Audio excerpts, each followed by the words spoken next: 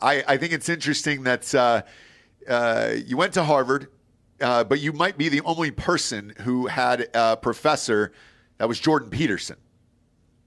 Well, not the only person, but yeah, he was my The thesis only person advisor. that we've ever talked to for sure Oh, on this okay. show, Yeah. because we've done Yeah. 1,600 episodes, and like we don't get a lot. We get a lot of dummies on this show. Let's face it, okay?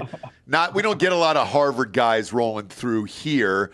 What was he like as a professor before all this shit exploded for him? He was great, man. He was great. I mean, I took him for personality psych. I immediately took him for a seminar on Jung, right? Then my thesis was Jungian and Freudian analysis of Shakespeare. Then he was my thesis advisor. So, I mean, I was just trying to get as much time in with him as possible. You know, when I wrote for the first Orphan X, there's quotes in it from Jordan Peterson. It was really funny because then he'd moved to U Toronto, and I was like, look, I'm going to quote my this Canadian psychology professor. This should be uncontroversial. Um, because we'd been in touch a bunch, and I helped him a bit on 12 rules for life, and we'd been in touch a lot, and then things kind of exploded into what they exploded into. But we have a pretty enduring friendship that for decades before that happened, and that was good. That's a good baseline to have, especially because we don't agree on everything politically. And when people come to me and want me to like answer for every last thing he said, I always think like, God, how limited must your imagination be to think that you would have Jordan Peterson as one of your closest friends and want to agree with him on everything?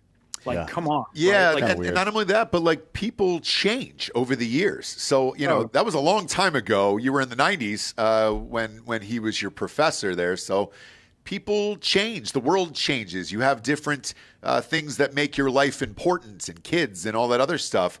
So yeah, views will change because we get that a lot too. Of like, why did you have so and so on your show when you guys don't necessarily agree with them? And it's like, hey, dude, you're not going to agree with everybody on every single thing. And same with also, it's like, where do we learn? Right. yeah. Like, I'm from I mean, my personal background's like really liberal, right? Like, I was born in San Francisco Bay Area.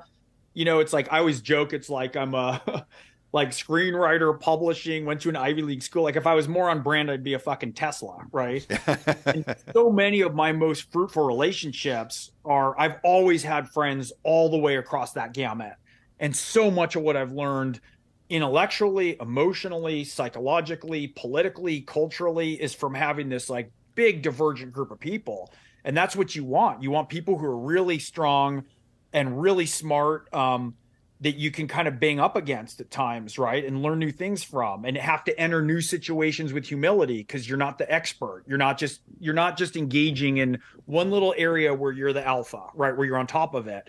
I think it's really important to constantly have friends who are, great. Like, if I've a couple friends who are Navy SEALs, and it's like they're really happy for my success, but like they don't give a shit. It's not like they want to be friends with a novelist for that. Like, that's never going to play a role in our friendship that way, Right. right? It's about a genuine friendship, and of course we're like proud of each other and admire each other.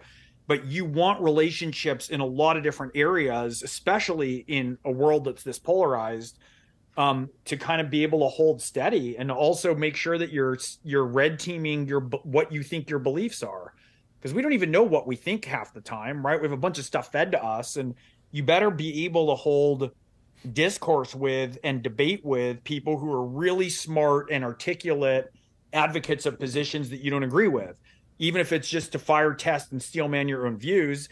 And sometimes you learn stuff and you integrate it, and sometimes they learn stuff and they integrate it, and that's the only place that progress goes. So this increased, like, AI powered algorithmic unliking of anybody who doesn't agree with us, hypersonic speeding us into silos bullshit, like, I don't get.